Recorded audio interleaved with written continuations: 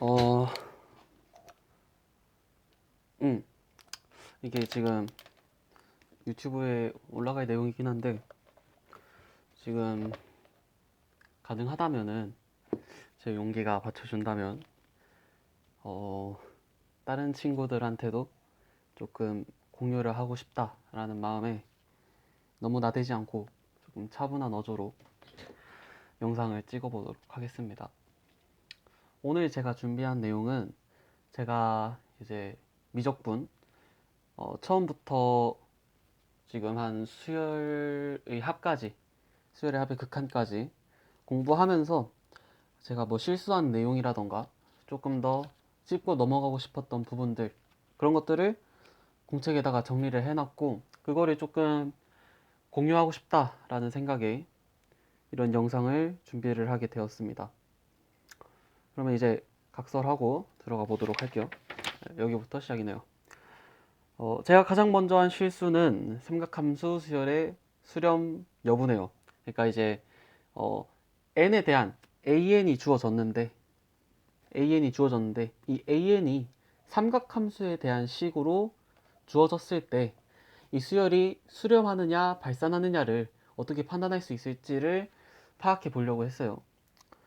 이제 그냥 생각 없이 처음에 삼각함수 있네 하니까 이제 얘는 발산이겠다 하면서 찍었는데, 알고 보니까 이런 식으로 코사인 2파이 n 이런 식으로 주어졌다면은 얘는 이제 수열이 전개가 되기를 코사인 2파이, 코사인 4파이, 코사인 6파이 이런 식으로 쭉 가겠죠.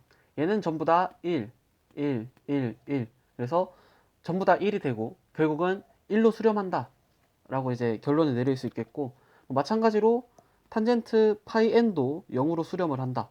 그러니까 이제 정리를 하면은 주기 곱하기 n이 n 앞에 해당 삼각함수의 주기가 곱해져 있다면은 얘는 수렴하는 삼각함수다라고 말할 수 있겠습니다. 주기가 아니라면은 직관적으로 봤을 때 수렴하지 않는다라고 말할 수 있겠죠.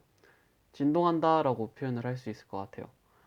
그래서 이제 삼각함수 수열이 주어졌을 때 얘가 수렴하느냐 발산하느냐는 이 삼각함수를 직접 나열하면서 얘가 주기에 그 곱이 되어 있구나, n이 주기에 대해서 이제 주기가 앞에 곱해져 있구나 하면은 삼각함수 수열이 수렴한다, 이렇게 설명을 할 수 있겠습니다.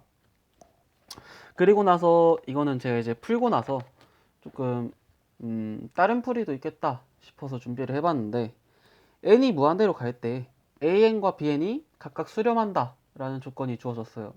그때 이제 두 극한값을 더한 것이 3이 나오고 곱한 것이 2가 나왔다 라고 했을 때 이 식의 극한이 어떻게 될 거냐 라는 거였는데, 문제에서 주어지기를 얘와 얘가 수렴한다 라는 조건이 주어져서 그냥 알파 플러스 베타, 얘 각각의 이제 극한값을 알파 베타라고 놨을 때 알파 플러스 베타가 3이 나오고 알파 베타가 2가 나오니까 2차 방정식을 풀어주면은, 연립 방정식을 풀어주면은 알파는 2, 뭐 베타는 1 이런 식으로 이제 구할 수 있습니다. 둘 중에 하나가 2고 둘 중에 나머지 하나는 1이 나온다, 이렇게 해석을 할 수 있는 거죠. 그러니까 이 주어진 식은 4 플러스 1 플러스 1 마이너스 2 이렇게 해서 이제 그 식을 구할 수 있습니다. 근데 이 조건이 an과 bn이 수렴한다는 조건이 주어지지 않을 수도 있고, 그래도 문제가 풀린다라는 거죠. 그래서 이제 그런 경우에는 가장 본질적인 극한의 수렴 법칙, 수렴하는 형태로 변형을 해서 각각을 계산해주면 된다라는 거죠. 여기서 우리가 이제 이 조건이 없다, 이 조건을 없다라고 가정을 하면은 얘와 얘가 수렴한다라는 사실을 알 수 있겠죠. 그러면은 이 식을 어떻게 변형을 할 거냐? 얘의 제곱에서, 그러니까 이 식은 an 플러스 bn의 제곱에서 마이너스 3an bn을 한 식이란 말이죠. 이 식은 이 식과 동일하기 때문에 여기다가 리미트를 취해주면은 얘의 제곱에다가 얘의 제곱이 얘를 빼주면 되는데, 각각이 수렴하기 때문에 각각에다가 이제 극한을 취해서 값을 구해주면은 얘는 이제 9가 나올 거고 얘는 6이 나오니까 똑같은 답 3이 도출이 됩니다. 그래서 이제 극한이 각각이 수렴한다라는 조건이 주어지지 않았다면은 무작정 수렴한다는 가정을 비약적으로 내려선 안 된다라는 게 이 44번 문제에서 배울 수 있는 점이라고 생각을 합니다. 그래요. 제가 생각하기에 이 수열의 극한 단원에서는 서술형을 내기가 되게 괜찮을 것 같아요. 겉보기에는 되게 구하기 쉬운 극한임에도 그거를 논리적으로 서술하는 과정에서 감점을 충분히 시킬 수 있고 변별을 할 수 있기 때문에 수열의 극한을 풀 때 단순히 극한값을 구하는 것에 매몰되기보다는 수열의 극한을 논리적으로 구해가는 그 과정도 파악해둘 필요가 있겠다고 생각이 듭니다. 예, 그렇고 그다음에 이제 이게 제가 조금 중요하게 생각하는 부분인데 수열이 수렴한다 라고 주어진 것을 어떻게 해석할지에 대한 내용이 될 것 같습니다. AN이 수렴을 한다고 하면은 AN에 수렴하는 그 지점은 AN 플러스 1이 수렴하는 극한값과 동일할 것이고 이거는 A가 2N이 되든 3N이 되든 N에 대한 어떤 식이든 간에 AN에 수렴하는 극한값은 동일하다. 이게 어떻게 쓰이냐면은 AN과 AN 플러스 1 사이에 관계식, 즉 점화식이라고 하죠. 이 점화식을 만들었을 때 양변에다가 리미트를 취하면은 그건 이제 둘 다 똑같은 값으로 수렴을 할 테니까 방정식이 만들어질 거고 그래서 수렴하는 극한값을 보다 쉽게 구할 수 있는 그런 게 될 겁니다. 이제 우리가 뭐 1학년, 2학년 때 배우지 않은 수열에 대해서도 그 극한값을 구하는 거는 이 수렴하는 수열에 대해서 얘와 얘의 극한값이 같다라는 논리를 적용을 하면 충분히 풀 수 있기 때문에 약간 염두에 둬야겠다라는 생각도 들었고 또 이런 식으로 이 밑에 있는 예제처럼 AN에 대한 2차 방정식이 나왔을 때 아니 AN을 개수로 갖는 2차 방정식이 나왔을 때 뭐 판별식에 대한 식을 세워서 방정식을 만들어 가지고 양변에다가 마찬가지로 리미트를 취하는 방식을 어, 차용할 수 있겠다 뭐 이렇게 생각이 듭니다. 그래서 잠깐 멈추고 이면지를 하나 가져왔는데 이 47번 문제를 한번 같이 풀어보도록 할게요. AN이 수렴한다라는 조건이 주어졌을 때 이 x에 대한 2차 방정식이 중근을 갖는다고 했습니다. 그러니까 b제곱 마이너스 4ac an 제곱 마이너스 4a2n 마이너스 12가 0이 된다라는 거죠. d 이꼴 이렇게 될 것이고 얘가 0이 된다 라고 했으니 우리는 이 식과 이 식의 양변에다가 극한을 취할 수 있을 거예요. 그러니까 수열의 극한에 대해서 조금 어려운 문제는 식을 정리를 한 다음에 양변에다가 리미트 n이 무한대로 갈 때를 적용시키는 그 논리, 그 과정이 문제 해결에 큰 도움을 준다라는 거를 이제 말씀을 드리고 싶어요. 그래서 여기다가 양변에다가 리미트를 취하면은 0에다가 리미트를 취하면 그대로 0이겠죠. 여기다 리미트를 취하면은 리미트 n이 무한대로 갈 때 an 제곱 마이너스 4a2n 마이너스 12가 0이 된다 라는 결론을 내릴 수 있는데 얘랑 얘 전부 다 수렴한다 라는 게 문제 조건에서 주어졌고 an이 0보다 크다 라고 했으니까 결국은 이거는 알파 제곱 마이너스 4알파 마이너스 12 이꼴 0이라고 둘 수 있을 거예요.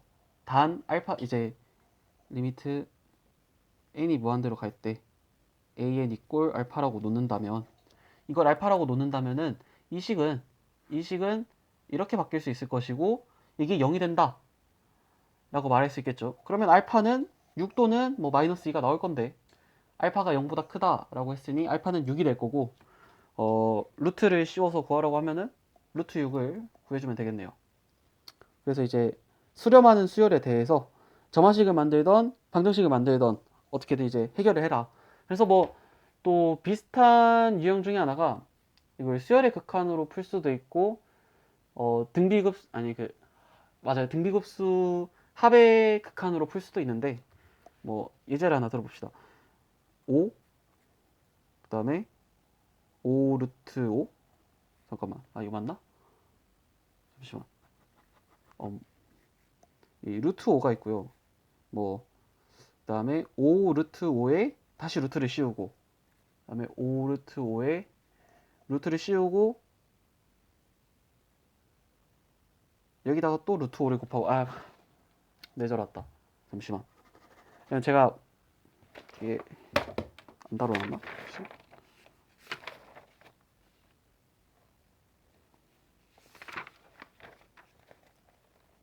여기 있네요. 네, 여기 있으니까 나중에 다루도록 합시다. 그럼 이제 다음 페이지로 넘어가서 이거 뭐 되게 빨리 끝날 줄 알았는데 생각보다 질질 끌려서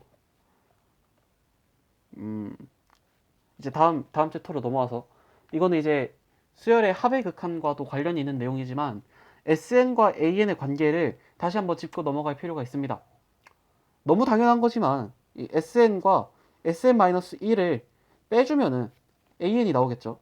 단 N은 2보다 크다라는 조건이 있어야 돼요. N이 1이면은 S0이 이 식에 들어오게 되는데 정의가 안 되는 거죠. S0이라는 건 정의가 안 되기 때문에 빼줘야 되고 그 경우를 빼고 나면은 N이 2보다 큰 경우에 대해서만 이 식이 성립을 한다라고 말할 수 있을 거예요.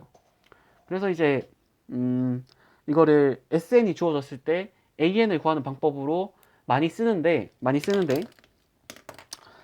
기억이 안 난다면은 가장 고전적인 이 본질적인 이 방식을 쓰는 게 맞습니다. 근데 조금 더 편한 방법 하나를 소개를 하겠습니다. 대표적으로 이제 등차 수열의 합이 이런 꼴로 나온다라는 거를 알 수 있을 거예요. 뭐 2분의 그 등차 수열 합 구하는 공식을 정리를 하고 나면은 2차식 하나와 1차식 하나로 나오게 돼요.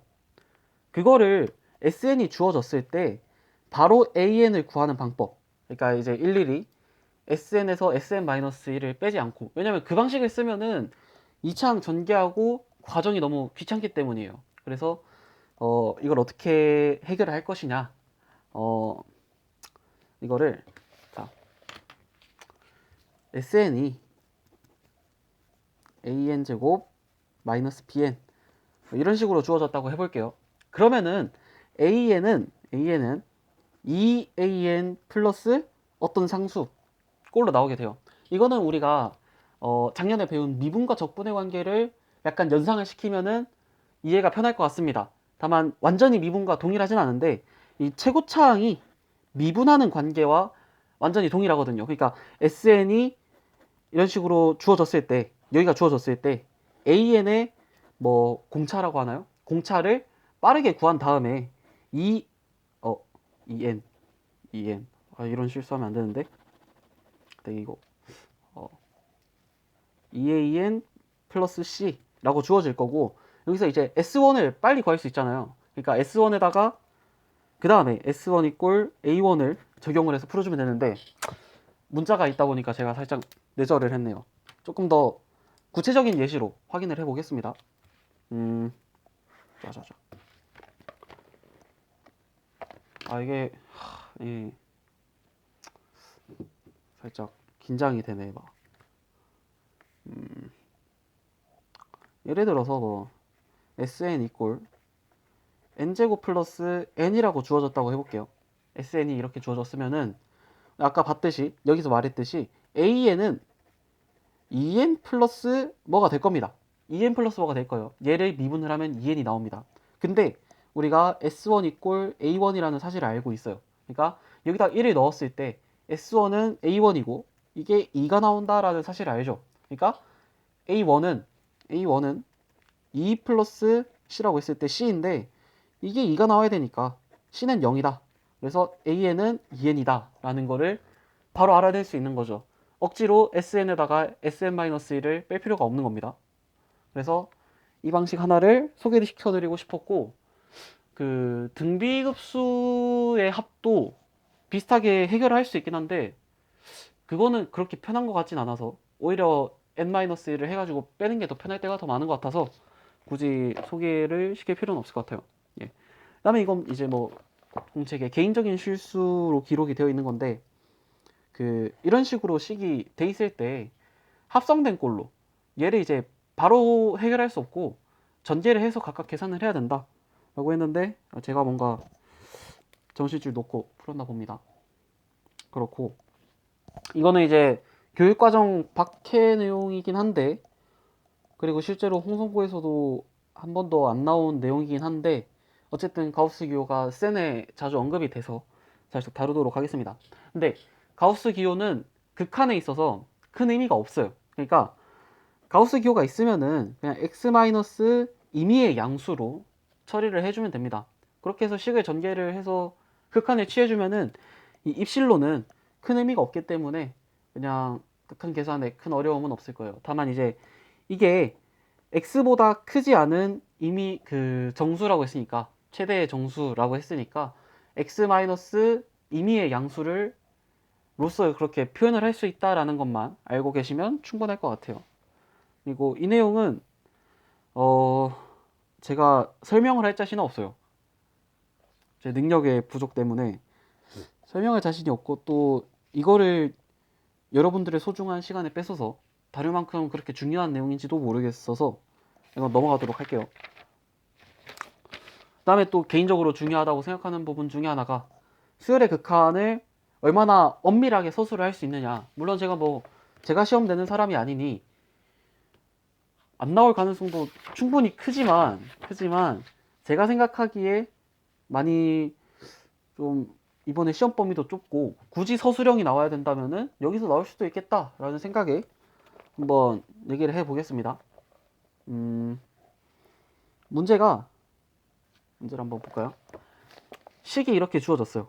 이 식에다가 극한을 취했을 때 3으로 수렴한다고 합니다. 그때 a의 극한값을 구하세요 인데 이거를 그냥